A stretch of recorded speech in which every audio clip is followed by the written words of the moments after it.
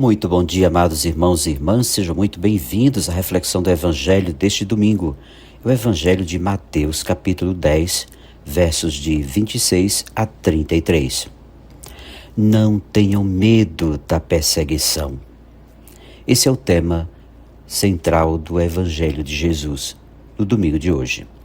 O Evangelho de Mateus nasceu de uma comunidade que já havia experimentado a violência da perseguição por causa de Jesus.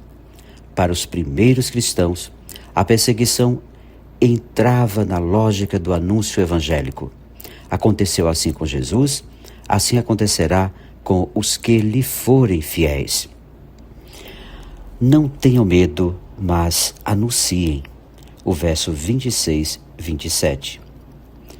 A expressão não tenham medo aparece 3 vezes no texto. É, portanto, uma espécie de refrão, marcando com força a ideia de que é preciso ter coragem. O verso 28 mostra a quem a comunidade deve temer. Mas temer aí significa obedecer. Sabemos de que medo se trata. É o medo da consequência ou das consequências que a prática de Jesus suscita. Hostilidades, perseguições, sentenças sumárias e morte. Esse medo tinha levado alguns da comunidade a buscar uma forma alternativa de testemunho, contornando os conflitos e perseguições, dando à religião um caráter intimista de sacristia. Jesus garante que não deve ser assim. Pelo contrário, o que está encoberto será descoberto, e o que está escondido será revelado. Em outras palavras, aquelas intuições nascidas da prática de Jesus precisam ser levadas às últimas consequências, sem fugir delas. Essas intuições desmascaram os sistemas encobertos que promovem a morte. A luta pela justiça do reino esbarra na resistência dos que não querem mudanças sociais. Foi assim com Jesus, por que não o será com os discípulos dele? A afirmação de Jesus, portanto, tem 2 aspectos. O primeiro diz respeito à coerência da comunidade em relação ao projeto de Deus. Jesus queria dizer aos cristãos: vocês não devem aspirar a um destino menos doloroso que o do mestre de vocês. O segundo aspecto diz respeito às consequências do testemunho corajoso.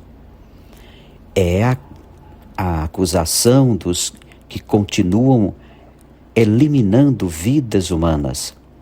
Seus projetos encobertos e escondidos são postos às claras pela comunidade cristã. Esta, com sua prática, mostra quem está a favor e quem está contra Jesus.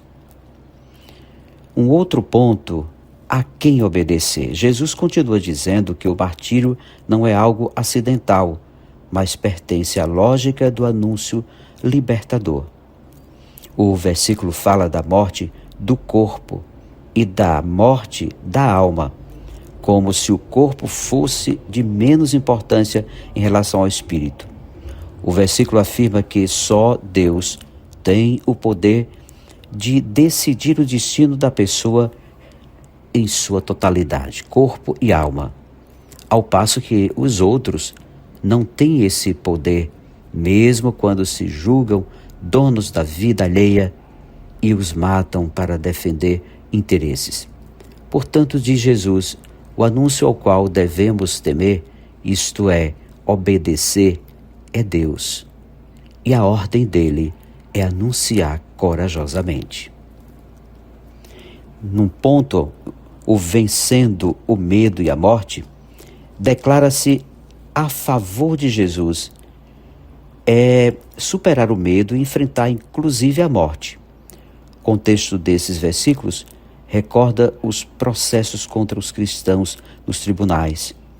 Para os primeiros cristãos, o martírio Era o momento solene em que podiam proclamar, antes de serem executados, qual a razão que animava suas vidas. Segundo esses versículos, portanto, podemos entender qual o sentido da morte para o cristão. Ela tem sentido enquanto solidariedade com Jesus e seu projeto. E essa solidariedade é imediatamente envolvida pela solidariedade de Jesus, o vencedor da morte e comunicador da vida. Essa certeza capacita o cristão ao testemunho de Jesus.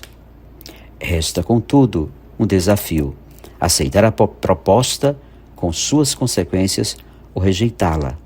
Ser ou não ser solidário com Jesus, ser ou não ser cristão.